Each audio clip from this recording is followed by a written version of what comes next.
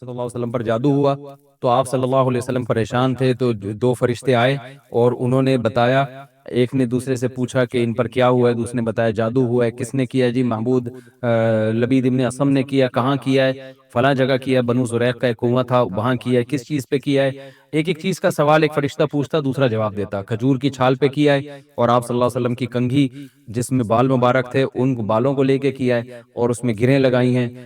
تانت میں جو ہے، جو کھجور کی ایک دھاگا ہوتا ہے، تانت کھجور کے دھاگے سے بنتا ہے وہ، اس میں گروں میں کیا ہے۔ تو پھر آپ صلی اللہ علیہ وسلم گئے اور وہاں پر یہ سب کچھ آپ نے وہ جادو نکالا، اور آپ صلی اللہ علیہ وسلم کو شفا ملی، اور سورہ فلق اور سورہ ناس بھی نازل ہوئی، اور آپ صلی اللہ علیہ وسلم ہمیشہ یہ سورت پڑھا کرتے تھے۔ تو پہلی تو میں آپ کو اس سورت کے ضمن میں بتاؤں گا جادو کیا ہے۔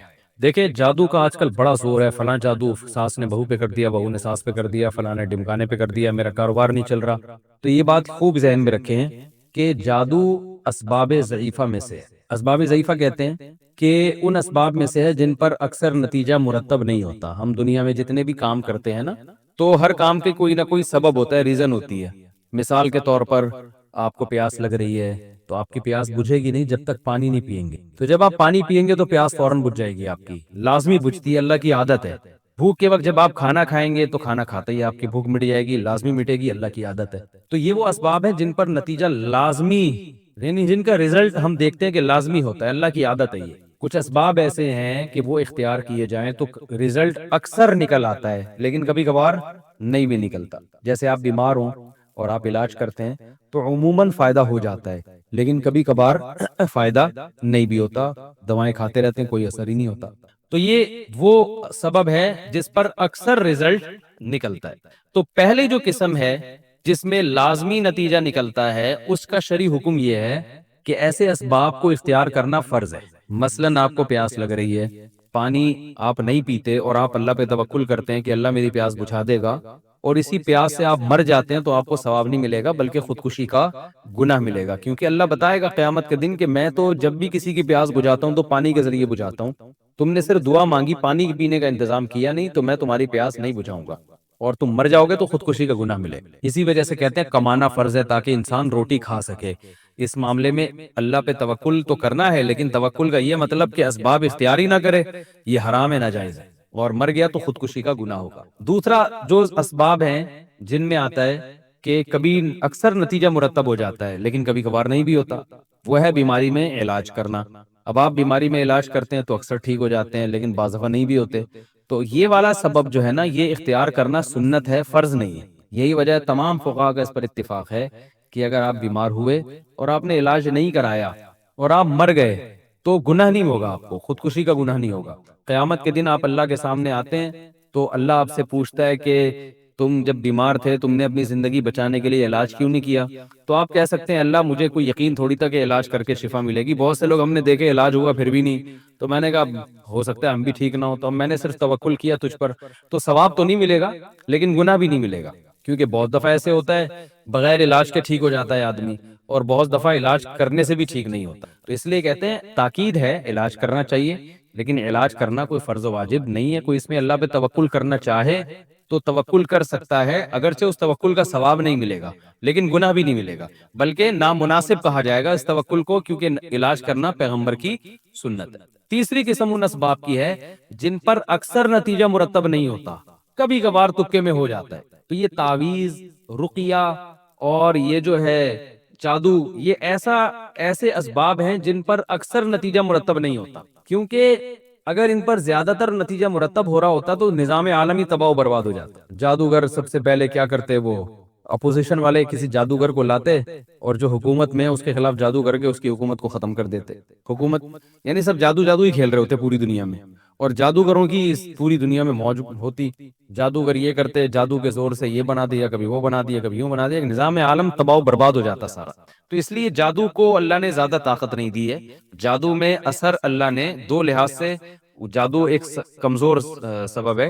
نمبر ایک کہ جب جادوگر جادو کرتا ہے تو پہلی بات تو یہ ہے کہ ضروری نہیں کہ جس پر جادو کرے اس پہ اثر ہو جائے، لاکھوں میں کسی دو چار پر ہو سکتا ہے، زیادہ تر پر نہیں ہوتا۔ اور دوسرا یہ بھی ہے کہ جتنا جادو کرے گا ضروری نہیں اتنا اثر ہو سکتا ہے اس کا آدھا 50% ہو، اس نے تو جادو کیا تھا مارنے کے لیے مگر آپ مرے نہیں، تھوڑے بہت کچھ اثر ہو جائے آپ کے اوپر۔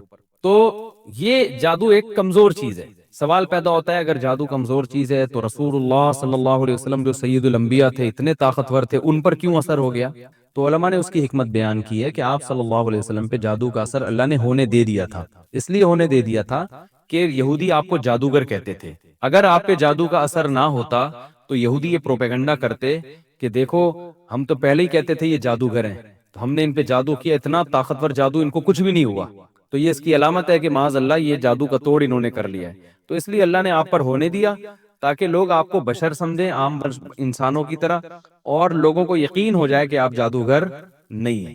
تو یہ حکمت تھی. ورنہ اگر اس طرح سے یہودیوں کا اثر، جادو اثر کرنا شروع کر دیتا تو پھر یہودی نے ایک دفعہ تھوڑی، نبی پر ہمیشہ کوشش کی ہوگی بار بار، لیکن ایک ہی دفعہ اثر ہوا، وہ بھی بہت تھوڑا.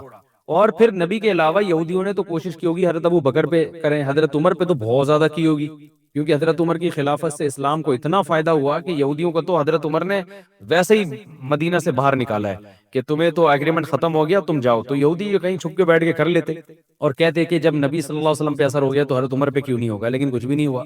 اور ہمیں کوئی نہیں ملتا کہ حضرت عمر نے کوئی توڑ کی کوشش کی ہو، کیونکہ صحابہ کرام ان چیزوں میں زیادہ نہیں وہ پڑھتے تھے. عبداللہ بن عبد السلام رضی اللہ تعالیٰ عنہ کے بارے میں آتا ہے کہ وہ جادو کے لیے بچنے کے لیے دعائیں پڑھتے تھے جو نبی نے بتائی ہیں، اور فرماتے تھے کہ یہودی جو ہے، میں وہ کلمات جو نبی نے مجھے سکھائے ہیں اگر میں نہ پڑھتا تو یہودی مجھے جادو کے زور سے گدھا بنا دیتے. یہ صحیح حدیث ہے. اس کا میں ابھی جواب آپ کو دیتا ہوں. لیکن ایک عبداللہ بن سلام رضی اللہ تعالیٰ عنہ کے بارے میں ہے، باقی تو اور کسی کے بارے میں بھی نہیں ہے. تو بہت کم ملتا ہے ہمیں صحابہ میں کہ دو چار اور بھی ہیں، بعض صحابیات ہیں، لیکن عمومی طور پر ایسا ہوتا نہیں ہے. تو پہلا مسئلہ تو یہ ہے کہ یہ اتنی خطرناک چیز نہیں ہے جتنی لوگوں نے اس کو بنا لیا. تو لہٰذا ان جادوگروں سے زیادہ فری ہونے کی ضرورت نہیں ہے، نہ ان کو زیادہ. میں تو ساری دنیا کے جادوگروں سے بولتا ہوں آؤ یار ہمارے خلاف جادو کرو، انشاءاللہ کچھ بھی نہیں ہوگا. ایک جادوگر نے مجھے یہ تانا دیا کہ اس نے حصار کھینچے ہوئے اپنے گردنا، اور یہ بڑا یہ صبح شام پڑھائیاں کی ہوئی ہیں. میں نے کہا بھائی ہم سے تو سنت تسبیحات پڑھ لیں بڑی بات ہے، جو ہے نا، ہم تو اللہ بس اسی کی توفیق دے دے، ہمیں تو یہ توڑ جادو کے حصار وصار کچھ بھی نہیں آتا. تو ایسا کچھ نہیں. آپ دیکھیں دو ایک دوسرے کتنا حسد کر رہے ہیں. تو اس لیے جادو سے بہت زیادہ ڈرنے کی ضرورت نہیں ہے. البتہ یہ ضرور ہے کہ اس سے قرآن سے اور احادیث سے اتنا پتہ چلتا ہے کہ جادو کی بہرحال ایک حقیقت ہے. اس کو بالکل ہی کالعدم قرار دے دینا کہ جادو کچھ ہوتا ہی نہیں ہے، جیسے بعض مادہ پرست لوگ کہتے ہیں کہ چونکہ سائنسدان اس کو نہیں مانتے تو لہذا یہ ہے ہی نہیں، تو یہ بھی غلط ہے. ہر چیز سائنس کے دسترس میں آنا ضروری نہیں ہے. تو ہوتا ہے لیکن اتنا نہیں جتنا لوگوں نے بنا لیا. تو ہوتا ہے، اور اس سے پناہ مانگنے کا بھی ہمیں حکم دیا گیا، اور اس سے بچنے کے لیے جو نبی صلی اللہ علیہ وسلم نے دعائیں بتائی ہیں بس وہ کافی ہیں. جیسے حضرت عبداللہ بن سلام رضی اللہ تعالیٰ عنہ نے بتایا وہ کلمات جو نبی نے مجھے سکھائے ہیں میں وہ پڑھتا ہوں تو بچا ہوا ہوں. تو اسی طرح ہمیں قرآن نے سورہ فلق اور سورہ ناس سکھائی ہے، تو آپ سورہ فلق سورہ ناس رات کو اپنے اوپر دم کر کے سوئیں، تو اگر کوئی کرے گا بھی تو انشاءاللہ کوئی اثر آپ پر نہیں ہوگا. ایک بات تو یہ ہو گئی. دوسری بات یہ کہ جادو سے کیا حقیقت اور ماہیت بھی چینج ہو جاتی ہے کسی چیز کی؟ تو یہ بھی ایک بڑا مسئلہ ہے کہ جادو سے کیا مطلب کوئی کسی چیز کو واقعی حقیقت میں چینج کیا جا سکتا ہے یا نظر کا دھوکا ہوتا ہے؟ تو یہ میں نے اس پہ بہت مطالعہ کیا ہے، میں اس نتیجے پر پہنچا ہوں کہ جادو سے حقیقت چینج نہیں ہوتی. اس بارے میں امام ابو بکر الجساس جو بہت بڑے محقق تھے، مفسر تھے، ان کی رائے یہ ہے کہ جادو سے حقیقت چینج نہیں ہوتی. اور انہوں نے دلیل یہ دی ہے کہ قرآن مجید میں اللہ تعالیٰ نے موسیٰ علیہ السلام کے مقابلے میں جو جادوگر آئے تھے ان جادوگروں کو اللہ نے بڑا جادو کہا ہے. انہوں نے جب رسیوں کو سانپ بنایا نا تو وجاؤ بسحر عظیم، قرآن کے الفاظ ہے بہت بڑا جادو کیا.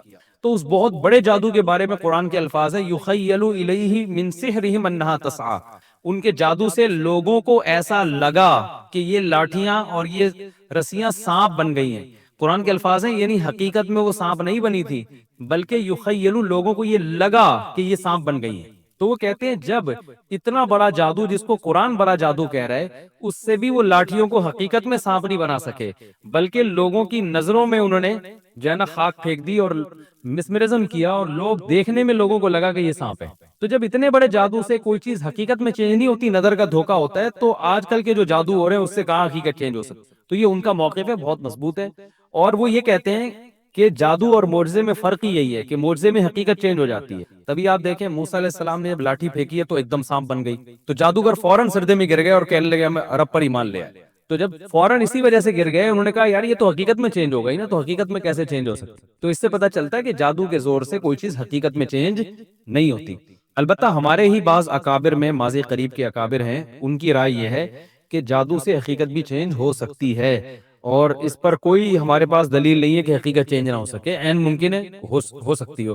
اور اس کی دلیل میں عبداللہ بن سلام رضی اللہ تعالیٰ عنہ کا قول پیش کیا جاتا ہے کہ وہ یہ کہتے تھے کہ یہودی جادو کے ذریعے مجھے گدھا بنا دیتے، تو جب انسان کے لیے گدھا بننا ممکن ہے جادو کے زور سے، تو باقی چیزیں بھی بن سکتی ہیں۔ اور لیکن یہ بات اس لیے درست معلوم نہیں ہوتی کہ عبداللہ بن سلام کے قول میں تعویل کرنا یہ زیادہ ہمارے لیے آسان ہے، اور جادوگروں کو یہ اختیار دے دینا کہ وہ حقیقت چینج کر سکتے ہیں، اس پہ جو اشکالات لازم آتے ہیں وہ زیادہ مشکل ہیں۔ کیونکہ امام ابو بکر جساس نے یہ اشکال کیا ہے کہ جادوگروں کی جو اپنی حالت ہوتی ہے نا، یہ سارے غریب ہوتے ہیں، لوگوں کے چندے پہ پل رہے ہوتے ہیں، تو اگر یہ جادوگر حقیقت کو چینج کر دیتے تو یہ تو لوہے کو سونا بنا دیتے، چاندی بنا دیتے، اور یہ اتنی اگر اختیارات ہوتے نا ان کے پاس، تو یہ ایسے ننگ دھڑنگ حالت میں نہ ہوتے، یہ تو لوگوں کے چندوں پہ پل رہے ہوتے ہیں۔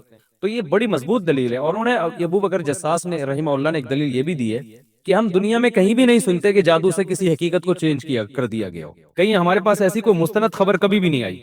تو اس کا جواب ہمارے بعض اکابر نے یہ دیا ہے کہ بھائی ہو سکتا ہے دنیا میں بہت سی جگہوں پر ہوا ہو، اطلاع نہ ملی ہو ہم نے پوری دنیا دیکھی تو نہیں ہے۔ تو یہ آج سے 100 سال پہلے کہنا تو آسان تھا، لیکن اب جو الیکٹرانک میڈیا کا دور ہے، پوری دنیا گلوبل ولیج کی طرح بن چکی ہے، اب یہ دعویٰ کرنا کہ دنیا میں کہیں ہوا ہوتا تو ہو سکتا ہے ہمیں نہ اطلاع ہو، اب یہ دعویٰ کرنا ممکن نہیں ہے۔ دنیا میں ایسا چھمبا کہیں ہوا ہوتا نا کہ ایک چیز حقیقت میں ہی چینج ہو جائے اور کوئی سائنٹیفک لاجک ہی نہ ہو اس کی، تو وہ خبریں آ جاتی ہیں۔ تو ہاں آج بھی ہم دیکھتے ہیں پوری دنیا میں کوئی جادوگر جو ہے لا لوہے کو سونا بنا سکا ہے، اور نہ جناب وہ پاکستانی کرنسی کو ڈالر یا ریال میں تبدیل کر چکا ہے، ورنہ عمران خان سب سے پہلے جادوگروں کو بلاتا کہ یار اسی کرنسی کو ڈالر بنا دو، ہم باہر سے اتنے ڈالر لے رہے ہیں، ایک پیٹی میرے پاس پڑی ہوئی ہے، پھونک مارو کچھ کرو، میں تمہیں 6 مہینے کا ٹائم دیتا ہوں، ہے بھائی جلدی نہیں ہے۔ بلکہ عمران خان کی میں بلاتا سب سے پہلے، بھائی سیدھی سی بات ہے صحیح ہے نا؟ تو میں کہتا بھائی کچھ تو یہ بیچارے آج تک کچھ بھی نہیں کر سکے ہیں، تو یہ نظر کے دھوکے کے ذریعے تو ہو سکتا ہے، حقیقت میں کچھ بھی نہیں ہوتا۔ تو اس لیے میرا موقف یہی ہے کہ جادو سے حقیقت چینج نہیں ہوتی، اگر ہوتی تو نظام عالم خراب ہو جاتا۔ تو جادو سے بچنے کی فکر کریں، لیکن اتنی ٹینشن نہ لیں، ذرا کوئی بھی مسئلہ ہو تو جادو ہے، فلانے نے جادو کیا، ڈمکانا نے جادو کیا، اس سے معاشرے میں فساد پھیلتا ہے۔ تو جادوگر کا اثر ہاں میں بتا رہا ہوں جادو کی قسمیں، جادو کی جو لغت میں ڈیفینیشن ہے ڈکشنری میں، یعنی عربی لغت میں یا اردو لغت میں آپ کہہ سکتے ہیں، جادو کہتے ہیں کوئی ایسا کام کرنا جس کے سبب مخفی ہو۔ اصل یہ ہے، اس کو سمجھنے میں لوگ بڑی غلطی کرتے ہیں۔ میرا ایک بیان ہوا تھا جادو کے بارے میں، اس پہ بعض علماء نے بھی مجھے بہت طنز کیا، تو وہ پورا بیان شاید نہیں سنا گیا۔ جادو کہتے ہیں کوئی کام ہوا مگر اس کا سبب آپ کو معلوم نہیں ہے، تو آپ کے لیے اچھمبا ہوتا ہے، یعنی ہر اچھمبے کا کام کیا کہلاتا ہے؟ جادو۔ مثال کے طور پر میں نے آپ سے کہا مجھے پیاس لگ رہی ہے، آپ پانی لے کر آئے، آپ گئے چلتے ہوئے پانی لے کر آئے، میں نے پانی پیا، مجھے پیاس بجھ گئی، اس کو کوئی بھی جادو نہیں کہے گا، اس لیے کہ پیاس بجھنے کے لیے جو اسباب اختیار کیے وہ مخفی نہیں ہے، وہ ساری دنیا کو پتہ ہے، بھائی ٹانگوں سے چل کے گئے، یوں لائے اور ہم نے پی لیا، ختم ہو گئی بات۔ لیکن اگر میں بیٹھا ہوں، میں کہہ رہا ہوں یار مجھے پیاس لگ رہی ہے، آپ پانی لے کر آئیں، آپ نے کیا کیا ہوا تھا کہ اپنی جیب میں آپ کے موبائل ہے، اس میں آپ نے ایک ٹون لگائی ہوئی ہے، کسی خادم کو کہا ہوا ہے کہ جب یہ میں بٹن دباؤں نا تو یہ گھنٹی تمہارے پاس بجے گی، سمجھ جانا کہ استاد جی کو پانی چاہیے، ٹھیک ہے نا؟ اور یہ والی جب گھنٹی بجے تو سمجھ جانا کہ سموسہ چاہیے، یہ جب بجے تو سمجھ جانا کہ روٹی چاہیے۔ لیکن یہ بات میں نے کسی کو بتائی نہیں، تمہارے اور میرے درمیان، ٹھیک ہے نا؟ اور میں نے بھی آپ سے یہ مکمکہ کیا ہوا ہے کہ میں لوگوں کو یہ بتاؤں گا کہ مجھے پانی چاہیے، اور آپ نے یہ بٹن یہ ٹون ہے، لوگوں کو یہ پوری کہانی کا علم نہیں۔ اب میں نے آپ سے کہا یار، میں نے ان سے کہا یار مجھے پانی چاہیے، اچانک میں دیکھتا ہوں ایک بندہ دروازے سے پانی لے کے آتا ہے، باپ صاحب کہیں گے یار اس کو کیسے پتا چل گیا مفتی صاحب کو پانی چاہیے، ہے بھائی؟ اب دیکھنے یار کسی نے موبائل تو نہیں موبائل بھی کسی نے نہیں کھولا، ہے بھائی؟ کچھ بھی نہیں ہے، تو یقیناً آپ اس طرح کے جب بہت سارے واقعات ہوں گے نا، آپ کہو گے یہ بہت ہی پہنچے ہوئے ہیں، یہ کیا ہے؟ اس کو میجک کہتے ہیں۔ میجک کا کوئی سائنٹیفک سبب ہوتا ہے، مگر وہ اتنا مخفی ہوتا ہے کہ وہ ماہرین نے جو ہے نا یہی تو سیکھا ہوتا ہے کہ پبلک کو ریزلٹ سامنے آنا چاہیے، اس کا سبب سامنے نہیں آنا چاہیے۔ اسی پر لوگ کہتے ہیں یار یہ کیسے ہو گیا، کیسے ہو گیا؟ ہم کہتے ہیں بھائی ہمیں اگر بتا دیں کیسے ہو گیا تو پھر جو سیکھا ہے اور جس نے نہیں سیکھا اس میں فرق کیسے پتا چلے گا؟ تو وہ ایسے مخفی طریقے سے کام کر رہے ہوتے ہیں، ان کی ٹرک ہوتی ہے۔ اب دیکھیں یہ جو میجک شو آتے ہیں یوٹیوب پہ، درمیان سے ٹانگیں کاٹ کے بندے کو الگ کر دیا، پھر دوبارہ ٹانگیں جوڑ دی، آدمی سر پکڑ کے بیٹھا رہتا ہے، 10 سال سوچتا رہے اس کی سمجھ میں نہیں آئے گا، لیکن وہ چونکہ انگریز ہے وہ اس کو اپنی روحانیت کے لیے کیش نہیں کراتا کہ میں بہت بڑا بزرگ کو ٹانگے کاٹ کے پھر جوڑ دیتا ہوں تو اب جو ہے نا آؤ مجھے ہدیے دو نذرانے دو. یہی کام اگر کوئی مسلمان جادوگر کر رہا ہوتا تو وہ کہتا میں پہنچا ہوا بزرگ ہوں. گورا صاف طور پہ کہہ دیتا ہے بھائی ہم نے یہ فن سیکھا ہے, یہ ٹرک ہے جو ہم آپ کو نہیں بتائیں گے, بتانے کے 1 کروڑ روپے لیں گے, ختم ہو گئی بات. لیکن جب وہ ٹرک بتاتے ہیں, اب تو یہ آ بھی گئی ہے ٹرک یوٹیوب پہ, اب لوگوں نے بتائی کیوں, اپنے چینل پہ اس سے پیسہ کمانے کے لیے کہ یار ویسے کسٹمر کو بتا کے اتنے پیسے مل رہے, یوٹیوب پہ کلپ بنا کے ڈال دو, ویسے ہی ویورز اتنے آ جائیں گے, ٹھیک ٹھاک پیسے مل جائیں گے. یہ بہت علمی خاندانی باتیں کر رہا ہوں, ان کی قدر کریں, ورنہ جادو کے نام پہ طبیعت سے الو بنایا گیا آج کل, دیندار لوگ الو بنا رہے ہیں. تو یہ جو خفیہ ٹرک یعنی ریزلٹ سامنے آ رہا ہے, اس کی سبب سامنے نہیں آ رہا, اس عمل کو جادو کہا جاتا ہے. سمجھ میں آ رہی ہے بات کہ نہیں آ رہی؟ اس عمل کو کیا کہتے ہیں؟ ڈکشنری میں انگلش میں بھی میجک کہتے ہیں, اردو میں سحر کہتے ہیں, سحر جسے کہتے ہیں سحر, اور عربی اردو میں جادو. اب ایک تو انگریز جادو کرتا ہے, بھئی یہ ٹانگیں کاٹ دی, کبوتر نکال کے دکھا دیا, نہیں وہ نکال رہے ہوتے. ہمارے ایک اسکول میں ایک آئے تھے, وہ میجک شو دکھا رہے تھے, اخبار میں جو ہے نا انہوں نے اخبار کا ایسے وہ بنایا اور اس میں دودھ ڈالا جگ سے, پھر یوں رکھا, اخبار کھولا, کچھ بھی نہیں ہے. تو وہ ہوتا ہے یعنی وہ دودھ کہیں گر رہا ہوتا ہے لیکن ہمیں نظر نہیں آ رہا ہوتا, یہ ہاتھ کی صفائی ہے. اس کو کہتے ہیں سحروا اعین الناس, لوگوں کی, اس لیے قرآن میں آتا ہے لوگوں کی آنکھوں میں جادو.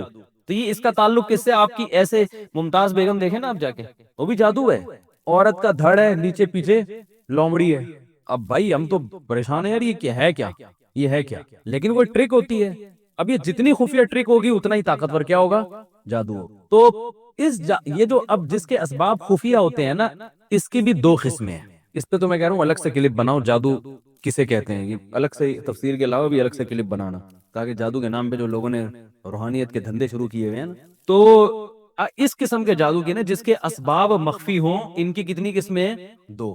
ایک تو وہ کہ اسباب سائنٹیفک ہی ہوتے ہیں, ادھر توجہ بھائی, ایک تو وہ کہ اسباب اس کے سائنٹیفک ہی ہوتے ہیں لیکن وہ عام آدمی کی سمجھ میں نہیں آتے, وہ ماہرین جانتے ہیں. جیسے میجک شو جو آ رہے ہیں یوٹیوب پہ, ٹانگیں کاٹ دی, کبوتر بنا دیا, اس کے پیچھے جنات کا کوئی عمل دخل بولو نا نہیں ہوتا. لاجک ہوتی ہے, آپ ان سے سیکھو تو بتا دیں گے بھائی کبوتر نہیں ہے, پہلے سے یہاں چھپا کے لائے ہوئے تھے کبوتر, یہاں سے ہم نے کبوتر نکالا ہے. ٹھیک ہے نا.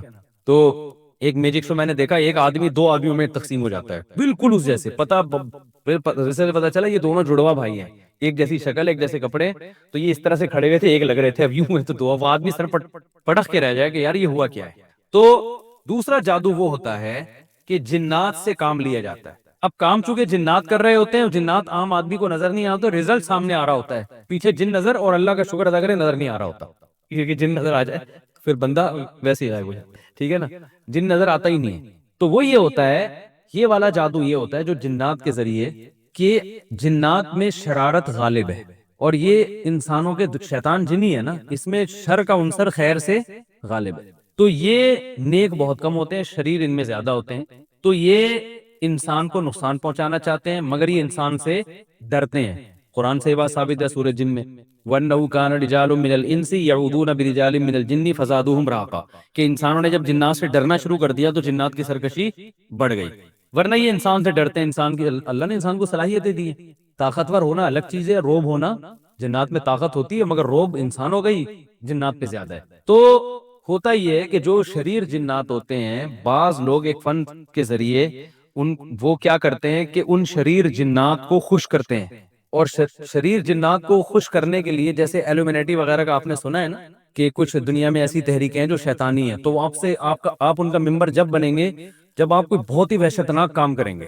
تو جب وہ شیطانی کام آپ کرتے ہیں تو آپ اس کا ممبر بن جاتے ہیں, وہ کہ بھئی یہ اب ہمارا بندہ ہے. وہ حتیٰ کہ سنا ہے کہ اپنی والدین کا بھی قتل کروا دیتے ہیں آپ سے, کہ ماں کو مار دو, باپ کو مار دو, یعنی سارے وحشیانہ عمل کرا کے وہ کہتے ہیں اب یہ ہمارا کیا ہو گیا ہے, پکا. پھر وہ آپ کو ٹھیک ٹھاک کمیشن دیتے ہیں, بہت پیسہ دیتے ہیں. وہ کہتے ہیں اب ہم جو کریں گے یہ کرے گا. ورنہ ظاہر ہے دہشت گرد سے کام لینے میں بھی اس دہشت گرد کے سینے میں بھی تو دل ہوتا ہے نا, ایک مقام پہ آ کے ہو سکتا ہے وہ رک جائے, بھائی میں یہ نہیں کر رہا, میں کیوں کروں. آپ کو پتا ہے جس نے جاپان پہ ایٹم بم گرایا تھا, کہتے ہیں وہ خود نفسیاتی پاگل ہو گیا تھا, وہ اتنے جب لوگوں کی اس نے تباہی دیکھی ہے. تو ظلم کرنا بھی ہر آدمی کے بس میں نہیں ہوتا. تو شیاطین سے کام لینے کے لیے بعض ایسے وحشتناک کام کیے جاتے ہیں, اس سے جنات خوش ہو جاتے ہیں, کیونکہ وہ جنات چاہتے ہیں دنیا میں کفر پھیلے. تو آپ جب کفر کو پھیلانے کی کوشش کرتے ہو, اب بہت ہی وحشتناک کام, تو پھر جنات خوش ہوتے ہیں. ایسے موقع پہ ان جنات کو ایک میسج دیا جاتا ہے وہ میسج جو ہے نا زبان سے نہیں دیا جاتا، وہ کوئی گرا لگا کے کسی کا نام پڑھ کے یا اس کا پتلا بنا کے، ٹھیک ہے نا، اس میں جیسے سوئیاں لگا دی، تو سوئیاں اس بات کی علامت ہوتی ہے جن کو بتایا جا رہا ہے اس کے پورے جسم کو اس طرح سے خراب کرو، اور وہ اسی کے شکل کا پتلا ایک میسج ہوتا ہے کہ یہ بندہ ہے، اس کو فوکس کرنا ہے۔ اب ان میں ایسے جیسے معاذ اللہ نقل کفر بولتے ہوئے ڈر لگتا ہے، نجاست سے قرآن لکھنا، یہ تو بہت ہی گندا عمل ہے نا، تو جنات اس سے خوش ہو جاتے ہیں۔ الٹا قرآن لکھنا، معصوم بچوں کی قبرستان سے ہڈیاں نکالنا۔ اب ظاہر ہے بچہ ایک تو ویسے ہی بچہ، پھر وہ جب مر جاتا ہے تو اور قابل ترس ہوتا ہے، تو اس کی ہڈیاں نکال کے ایسے عمل کرنا۔ گند کھانا، گوبر، یہ جادوگر گوبر بھی کھاتے ہیں، حقیقت بتا رہا ہوں، گند کھاتے ہیں، کیونکہ ایک تو سور کھاتا ہے نا انسان، وہ تو پھر بھی دنیا میں بہت سے، لیکن گوں دنیا میں کوئی بھی نہیں کھاتا، تو ایسا وحشت ناک عمل کہ گوں کھانا۔ ایک لانڈی میں 2 جادوگروں کا پھڈا ہو رہا تھا، مجھے ایک صاحب نے خود بتایا، جو وہ علاج کروا رہے تھے ان سے، جادوگروں سے علاج کرانے، حماقت دیکھو، تو وہ پھڈا ان کا ہو گیا، تو وہ کہہ رہا تو کتنا گوں کھاتا ہے بتا، وہ کہہ رہا میں اتنا کھاتا ہوں، اب اتنا، میں، وہ بتا رہا میں اتنے کلو کھاتا ہوں، تو میرے سے بحث کر رہا ہے۔ ان کے مقابلے ایسے ہوتے ہیں کہ تو کتنا بڑا جادوگر ہوگا، تو ایک گوں کا لڈو کھاتا ہے، ہم 6 لڈو کھا جا، تو یہ ان کے، تو یہ ہوتے گندے میلے کچیلے، ہندوؤں میں یہ زیادہ ہیں، تو جتنا گند میں رہتے ہیں، جتنے وحشیانہ عمل، خون پی رہے ہیں جی، صحیح ہے نا، زندہ مرغے کا خون پی رہے ہیں، ایسے وحشیانہ عمل کرتے ہیں، تو اس سے شیطانی قوتیں ان کے قریب جمع ہو جاتی، تو پھر یہ اس کو میسج دیتے ہیں یہ کرنا ہے، تو وہ بھی 100% اس میسج پر عمل نہیں کرتے، بلکہ اس میں بھی یہ ہے، سبب ضعیف ہے نا، جن دیکھتا ہے کہ جس سامنے والے کو تنگ کرنا ہے، تو جن پہلے دیکھتا ہے مجھ میں اتنا تپر ہے کہ میں اس کو تنگ کروں بھی یا نہیں کروں، تو وہ سامنے والے کا کانفیڈنس بھی دیکھتا ہے۔ جیسے قرآن میں آتا ہے نا کہ جنات سے جب انسانوں نے ڈرنا شروع کیا تو جنات ان پر حاوی ہو گئے، تو سامنے والا اگر دیندار ہے، کانفیڈنس ہے، وہ نین چیزوں میں پڑتا، تو پھر جنات اس کا کچھ نہیں بگاڑتے، وہ ڈرتے ہیں، وہ جادوگر ان کو میسج دیتا بھی ہے تو نہیں جاتے وہ، اور اگر جن دیکھتا ہے سامنے والا ویسے ہی کمزور ہے اور اس کا عقیدہ بھی کمزور ہے، پھر جنات اس کو تنگ کرتے ہیں۔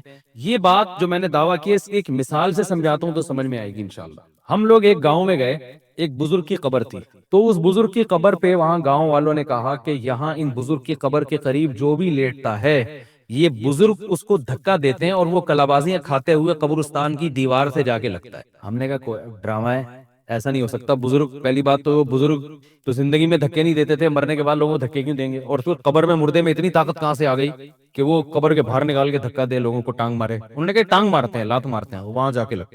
ہم نے کہا سینس لیس باتیں، انہوں نے کہا نہیں آپ خود جا کے دیکھ لو ایسا ہوتا ہے۔ پھر ہم نے کہا یار یہ بزرگ جب دنیا سے گئے تھے، ان کو جب نہلا رہے تھے تو اس وقت لات کیوں نہیں ماری انہوں نے؟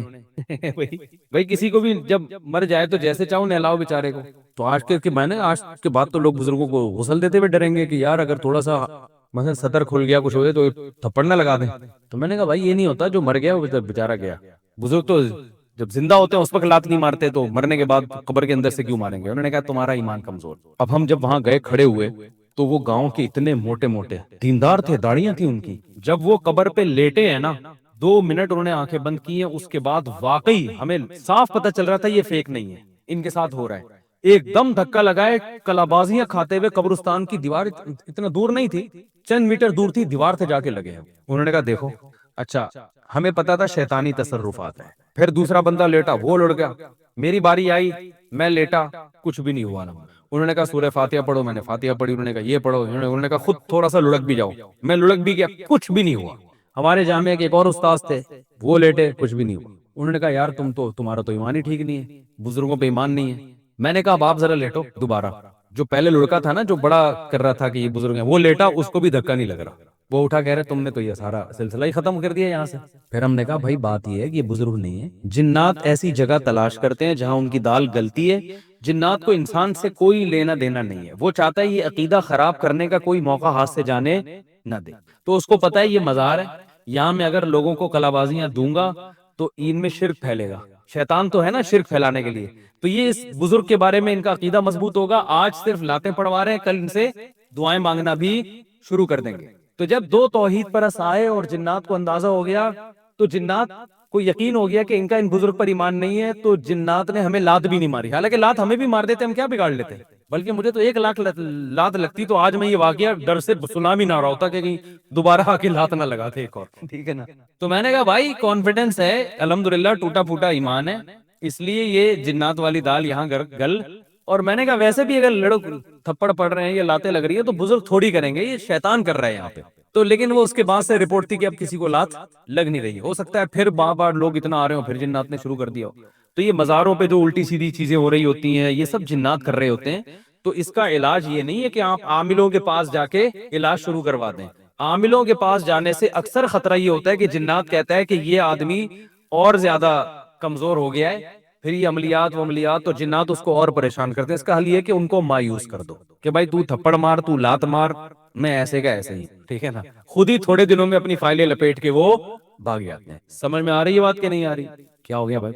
10 منٹ رہ گئے. اچھا ہے نا, ابھی 2-4 جنات اور بھی مارکیٹ میں لا سکتے. تو یہ جادو کی حقیقت سمجھنے کی کوشش کریں. تو اس میں کیا ہوتا ہے کہ یہ جو ہے نا اس طرح جنات کا استعمال کرتے ہیں خفیہ طریقوں سے.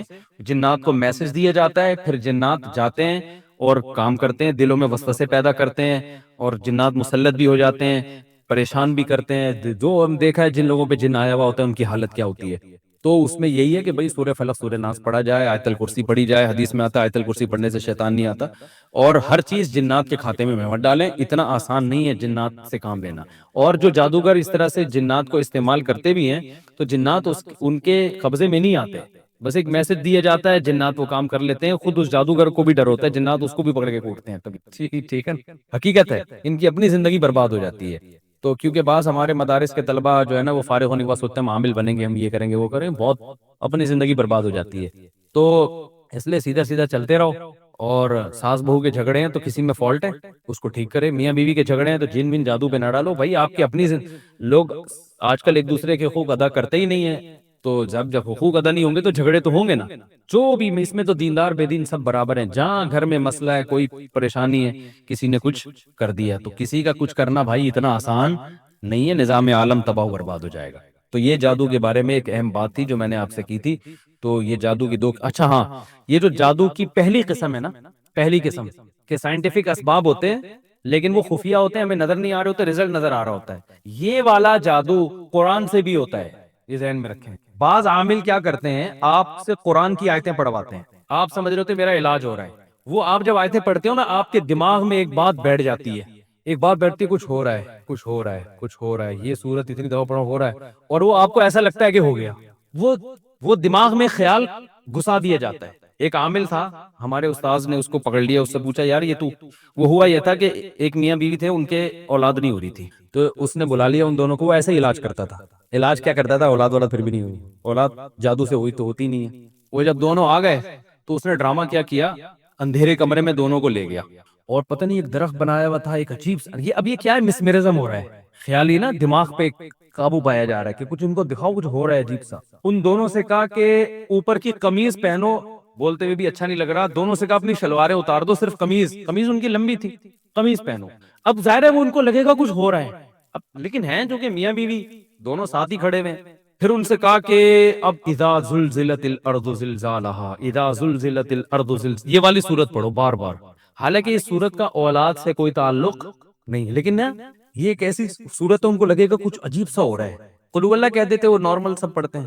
تو اذا زلزلت الارض, یہ عامل خود بتا رہا ہے ہمیں کہ میں یہ عمل کرواتا ہوں اور اس میں ہوتا کچھ بھی نہیں ہے, ان کا اپنا دماغ میں کیپچر کر لیتا ہوں اس عمل کے ذریعے, پھر جو ان کے دماغ میں ڈالوں آ جائے گا.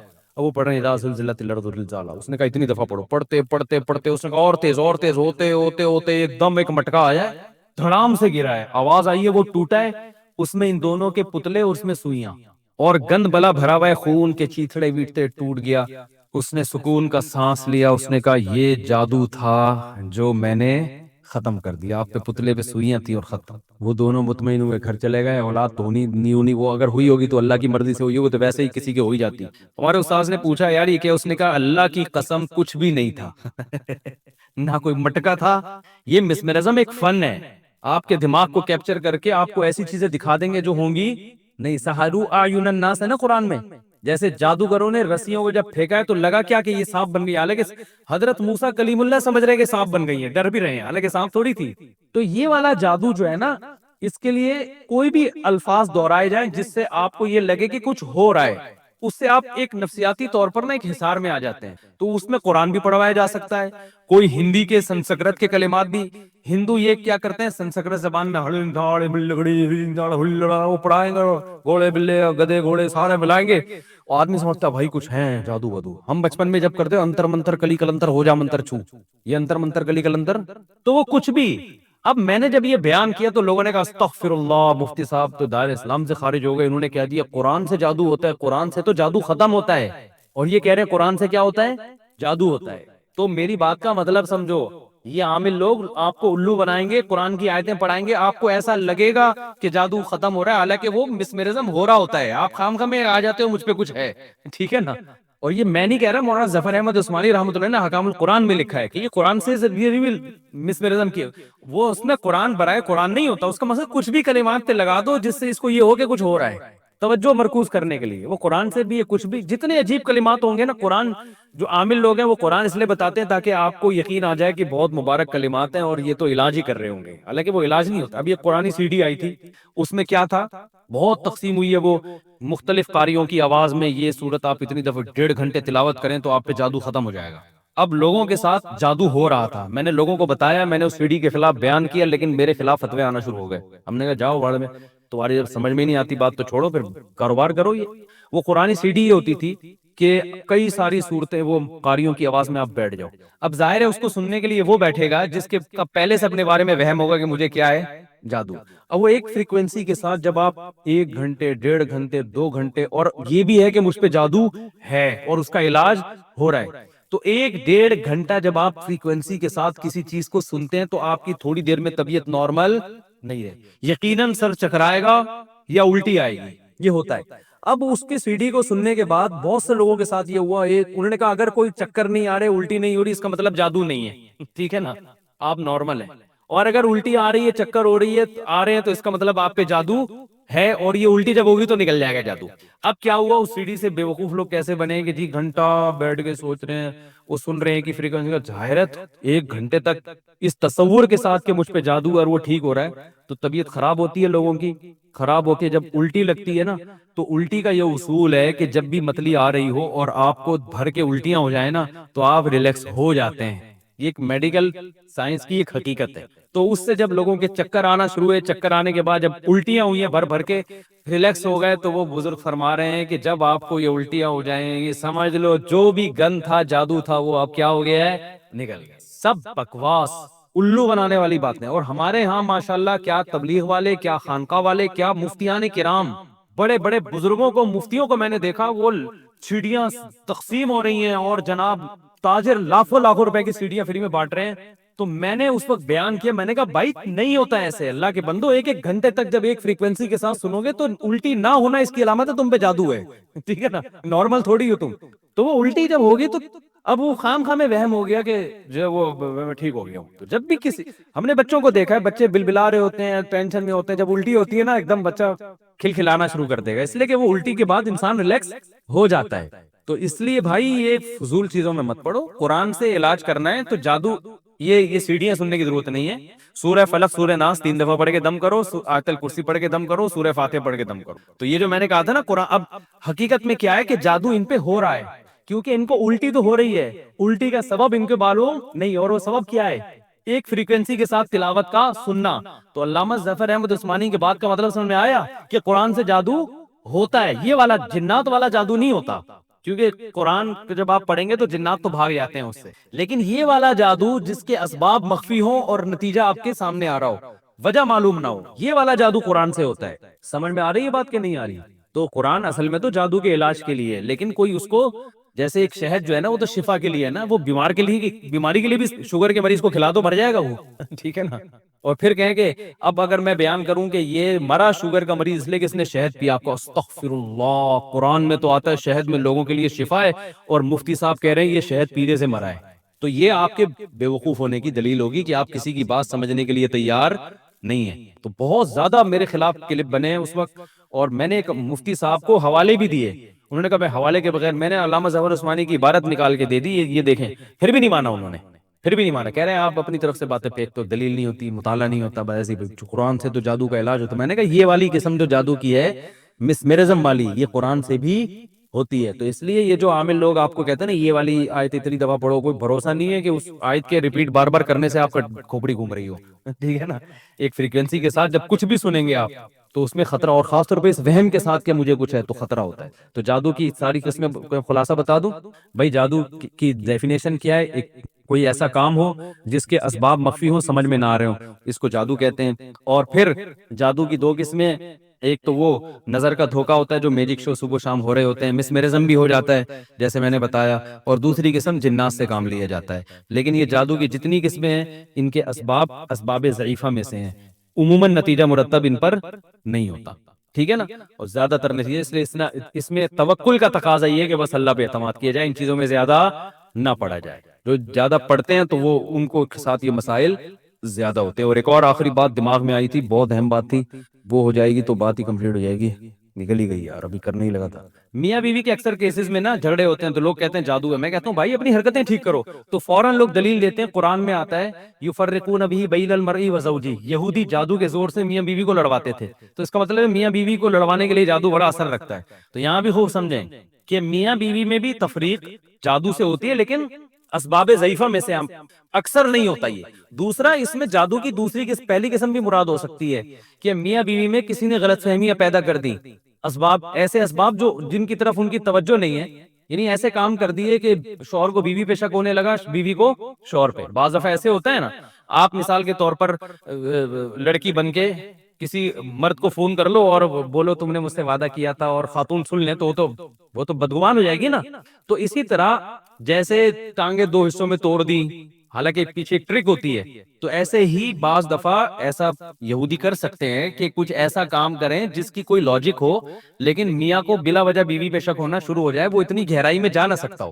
تو اس لیے اگر میاں بیوی میں ایسی بدگمانی ہو نا, تو یہ دیکھا کریں بھائی کوئی ایسا تو نہیں ہے کوئی ہمارے ساتھ خام خواہ میں بدگمان کر رہا ہو, تو بہت زیادہ گہرائی میں جا کے غور کیا کریں. تو یہ والا جادو بھی ہوتا ہے کہ ایک دوسرے سے بدگمان کر دیا جاتا ہے ایسے کام کر کے جو وہ کام ہوا نہیں ہوتا, لیکن آپ کو لگ رہا ہوتا ہے کہ وہ ہوا ہے. تو جب آپ اس کی تحقیق میں جاؤ گے, گہرائی میں جا کے انکوائری کرو گے, تو پتہ چلے گا کہ ایسا کچھ بھی نہیں ہے. تو اس طرح سے بھی غلط فہمیاں پھیلائی جا سکتی, سمجھ رہے ہیں. چلیں یہ موضوع کمپلیٹ ہو گیا, بس کافی ہے.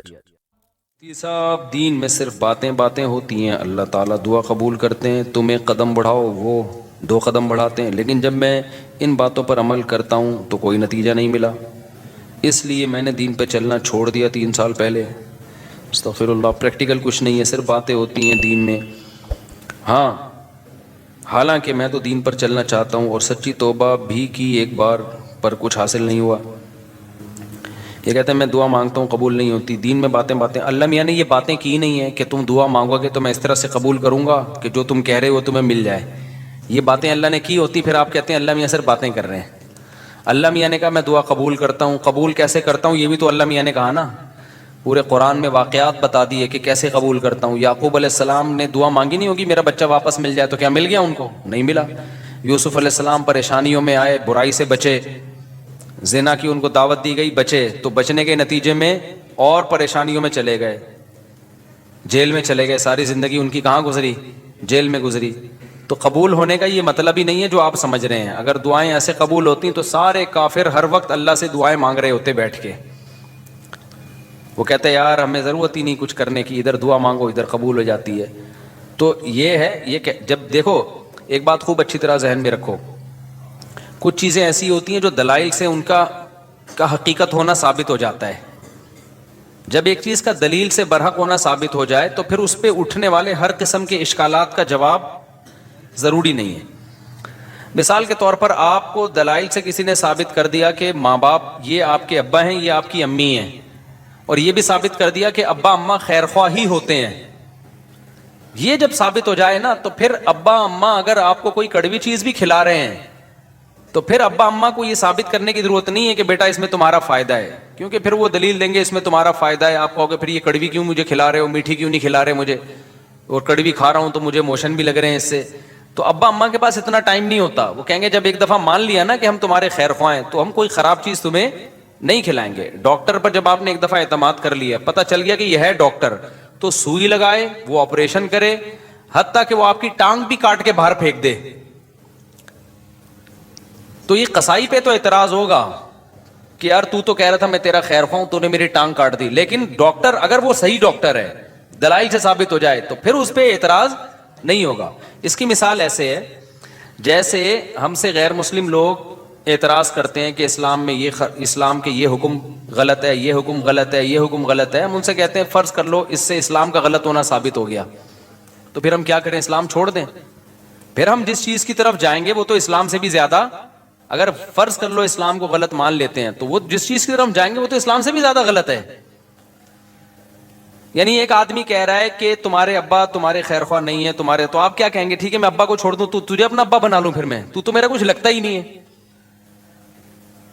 ایک دفعہ کچھ کیا ہوا, عیسائیوں کی طرف سے یا کسی اور مذہب کی طرف سے کچھ اشکالات آئے, انہوں نے کہا اسلام پہ ان کو کچھ اشکالات ہیں. میں نے کہا میں ان اشکالات کا جواب دوں گا, لیکن ایک مثال ہے کہ اگر آپ کو وہ جواب نہیں ملتا تو کیا میں عیسائی ہو جاؤں؟ کیا عیسائیت پر اشکالات نہیں ہے کیا؟ تو یہ دنیا میں ہو نہیں سکتا کہ ہر چیز 100% ہر چیز آپ کی سمجھ میں آ جائے. جب کچھ بیسک چیزیں جب سمجھ میں آ جاتی ہیں تو پھر آگے ہتھیار ڈالنے پڑتے ہیں آپ کو کہ بھئی آگے وہ سمجھ میں آئے نہ آئے, آپ نے یہ ماننا پڑتا ہے کہ جو چیز سمجھ میں آ جائے ٹھیک ہے, نہیں آئے تو بھئی میرا علم کیا ہے, ناقص ہے. پہلی بات یہ کہ یہ جو انہوں نے لکھا کہ اللہ تعالیٰ نے اسلام نے کچھ باتیں کی ہیں, دعائیں قبول ہوتی ہیں, قدم بڑھاؤ اللہ تمہارا ساتھ دیں گے, اللہ تمہیں جو ہے نا تم 2 قدم بڑھاؤ گے اللہ 4 قدم بڑھائے گا. تو اگر اس سے غلط ہونا ثابت ہو گیا تو یہ کیا مطلب, اللہ ہے نہیں کیا, یہ کائنات خود بخود بنی ہے, یہ ثابت ہونا چاہتا ہے اس سے. دوسرا اللہ ہے تو کیا مطلب, وہ جھوٹ بولتا ہے معاذ اللہ, اس نے یہ غلط باتیں کی ہوئی ہیں. ظاہر ہے یہ بھی نہیں ہو سکتا, اللہ کیوں غلط باتیں کرے گا. یا اسلام کا غلط ہونا ثابت ہو جائے گا تو پھر کون صحیح ہے, کیا ایتھیسٹ لوگ صحیح ہیں جو جن کے پاس کوئی صحیح اور غلط کا کرائٹیریا ہی نہیں ہے, معیار ہی نہیں ہے ان کے پاس, تو پھر تو یہ انسان اور گدھے گھوڑوں میں کوئی فرق رہے گا نہیں, پھر تو یہ کائنات یہی آئے گا جو ایتھیسٹ کہتے ہیں خود بخود بنی ہے.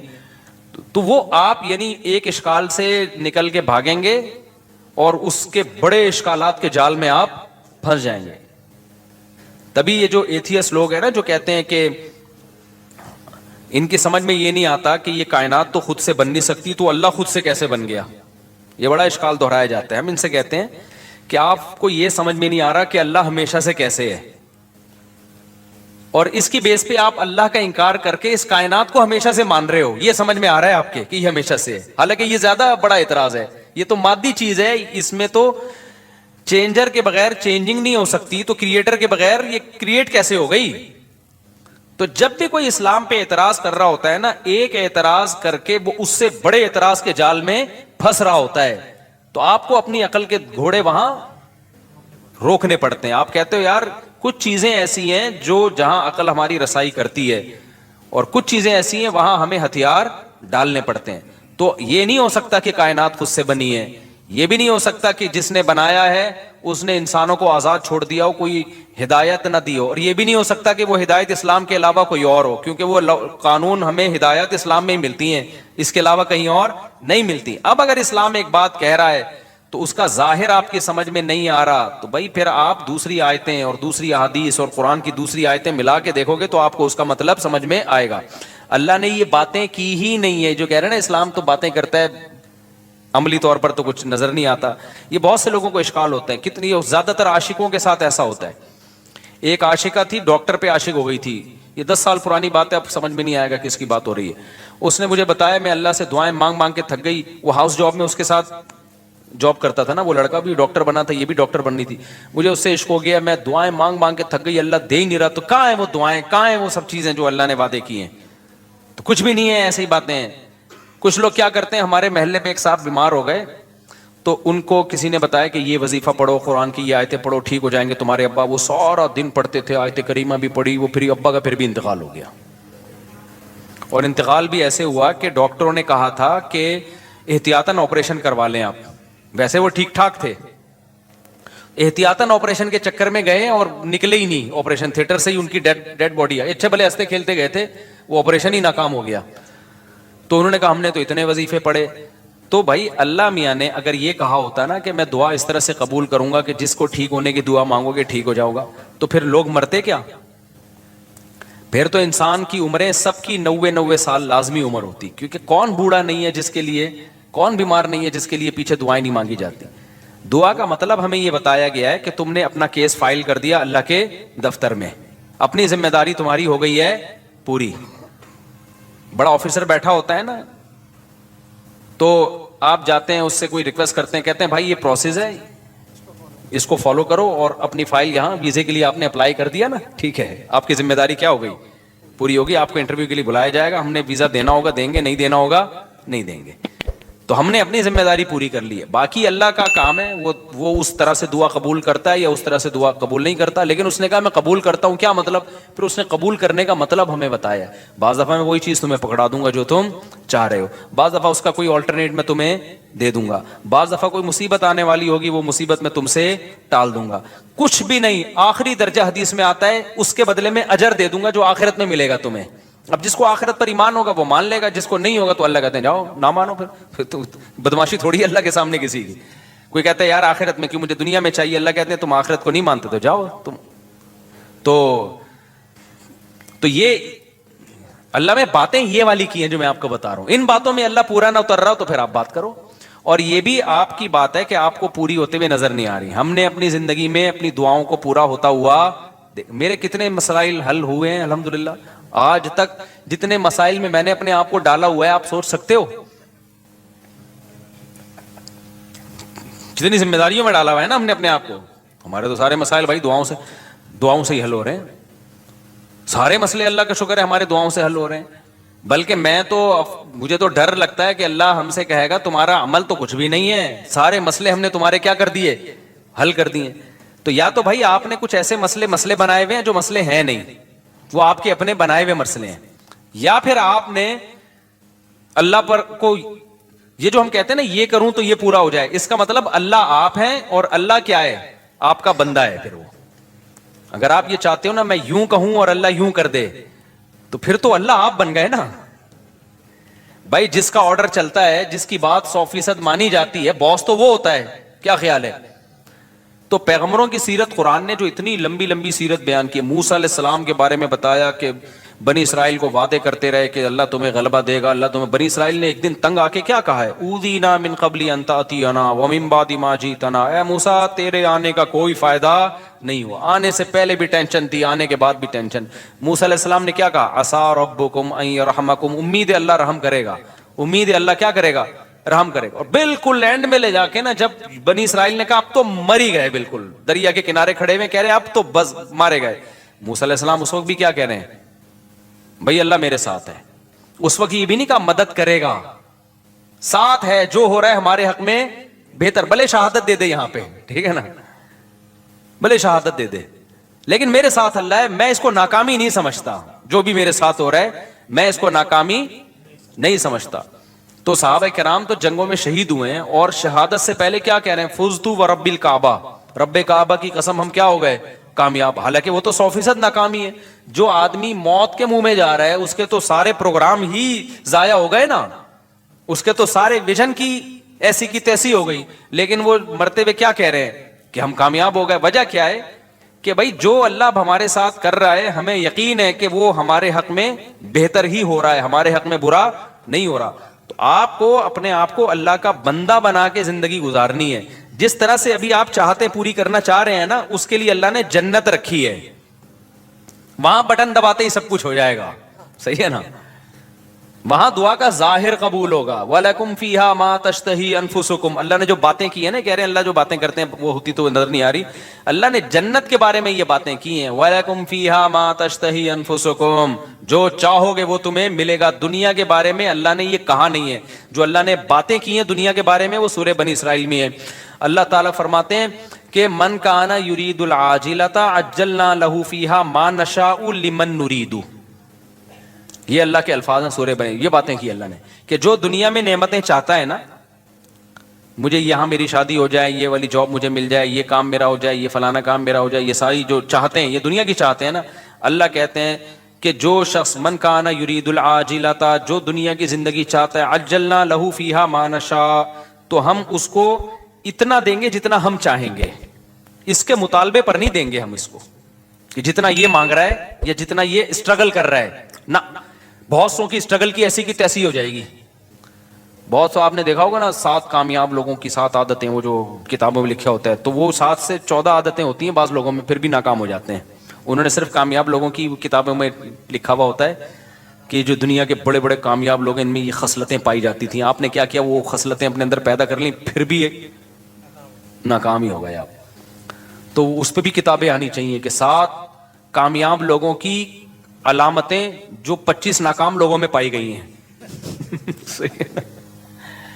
تو اللہ میاں نے جو باتیں کی ہیں، جو یہ کہہ رہے ہیں اللہ میاں صرف باتیں ہی کرتے ہیں، پورے تو ہو نہیں رہے، تو اللہ میاں نے جو باتیں کی ہیں دنیا کے بارے میں، جو اللہ میاں نے باتیں کی ہیں، من کان یرید العاجلۃ، اللہ کہتے ہیں جو دنیا کی نعمتیں چاہے گا، عجلنا لہ فیہا ما نشاء، ہم اس کو دنیا میں دے دیں گے جتنا ہم چاہیں گے، جتنا یہ مانگ رہا ہے، جتنا یہ چاہ رہا ہے.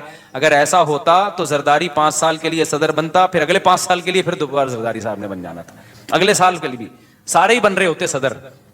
اور سسٹم نہ چلتا جو ابھی ہماری کنٹری میں کیا چل رہا ہے، سسٹم چل رہا ہے. دوسرا اللہ فرماتے ہیں لمن نریدو، فرمائے یہ تھوڑا بھی اس کو ملے گا جس کو ہم چاہیں گے، جتنا ہم چاہیں گے، جس کو ہم چاہیں گے. یہ ہے یہاں پہ دنیا کی بات. آخرت کی اللہ فرماتے ہیں ومن اراد الآخرۃ وسعى لها سعيها وهو مؤمن فاولئک کان سعیهم مشکورا، جو آخرت چاہے گا اور اس کی قواعد پورے کرے گا، ان کو ان کی محنت سے یقینی بھی ملے گا اور زیادہ بھی ملے گا. اب ان کا اگلا سوال دین کے بارے میں کہ میں تو توبہ کرتا ہوں تو توبہ پہ بھی قائم نہیں رہتا، تو اللہ تو وہاں بھی مدد. بھائی یہ کہہ رہے ہیں میں گناہ سے توبہ کرتا ہوں پھر توبہ ٹوٹ جاتی ہے، تو اللہ تو مدد کرے نا، میں جب توبہ کروں تو قائم رکھنے کی توفیق دے مجھے. پھر یہ بہت سے لوگوں کے ساتھ ہوتا ہے یہ. بھائی آپ جو توبہ کر رہے ہو نا، توبہ ٹوٹ رہی ہے تو اللہ نہیں توبہ توڑ رہا، آپ نے خود گناہ کر کر کے اپنے آپ کو گناہ کا عادی بنا دیا ہے، لت پڑ گئی ہے آپ کو. اور جو بار بار گناہ سے توبہ ٹوٹتی ہے نا، یہ انہی کی ٹوٹتی ہے جو پہلی دفعہ جو گناہ کرتے ہیں وہ توبہ پہ قائم بھی رہتے ہیں. 25-26 دفعہ طبیعت سے گناہ کرنے کے بعد پھر توبہ کرتے ہیں، پھر کہتے ہیں توبہ ہماری کیا ہو جاتی ہے. جب آپ نے سٹے کا عادی بنا دی اپنے آپ کو تو پھر تو آپ کا دل للچائے گا نا. تو یہ الزام اللہ کو کیوں دے رہے ہو؟ یہ تو آپ کا جرم ہے، خود اپنے آپ کو عادی بنائے. تو جتنا گناہ کرنے میں مزے اڑائے ہیں، اب چھوڑنے میں اسٹرگل بھی اتنی ہی کرنی پڑے گی. ایک بات. دوسری بات یہ کہ آپ گناہ سے توبہ صحیح طرح سے کر نہیں رہے. بعض دفعہ گناہ سے توبہ کرتے ہیں، اس کے جو گناہ کے قریب لے جانے والی چیزیں ہوتی ہیں نا، وہ نہیں چھوڑ رہے ہوتے، وہ نہیں چھوڑ رہے ہوتے.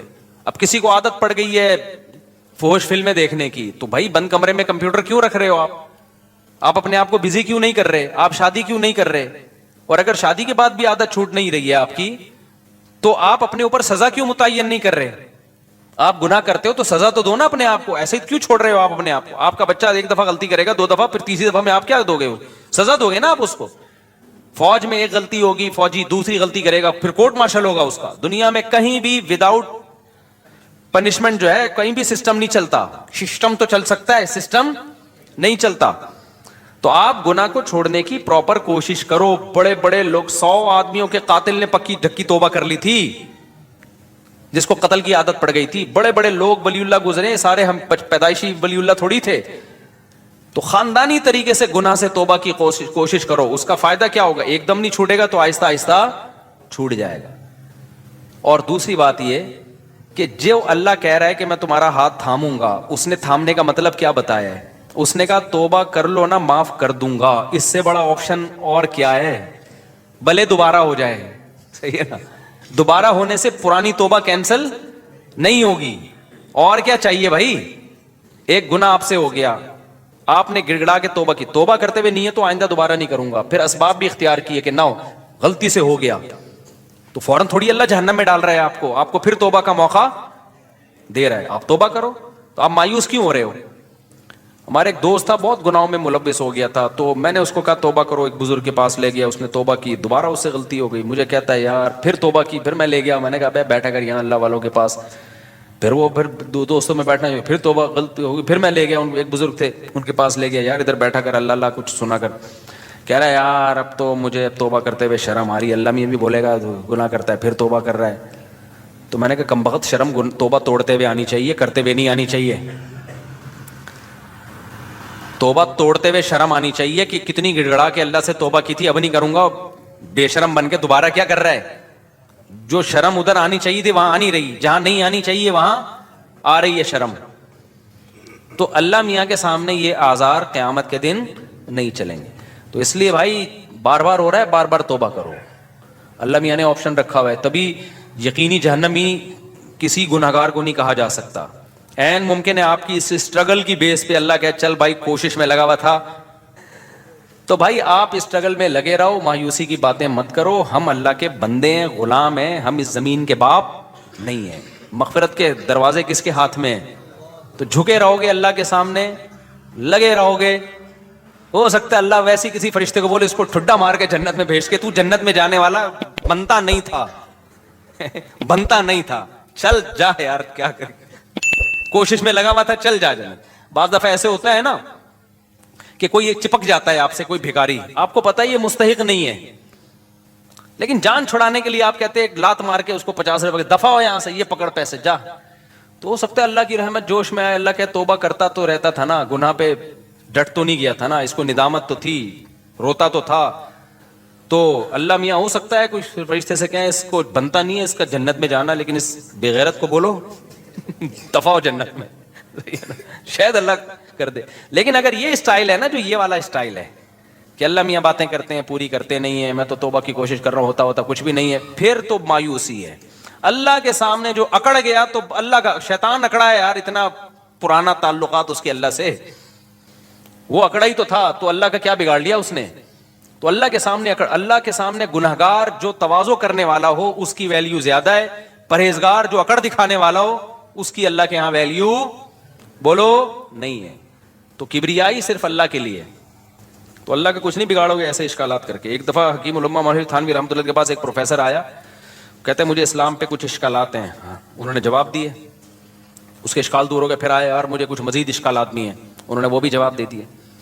پھر آیا, اس کو پھر پتہ چل گیا کہ اس کو اشکالات کی بیماری ہے, اس کو اشکالات نہیں ہے, اس کو ویسی کوئی مسئلہ ہے. تو پھر اس نے آیا کہنے لگا اصل میں یہ ایکچولی اشکال ہے. مولانا تھانوی رحمہ اللہ نے پھر اس کو سمجھایا. پھر 4-5 دفعہ آئے, انہوں نے بولا تیرے جیسے لوگوں کی اسلام کو بالکل ضرورت ہے, تو مرتد ہو جا, دفع ہو جائے یہاں سے. وہ ٹھیک ہو گیا.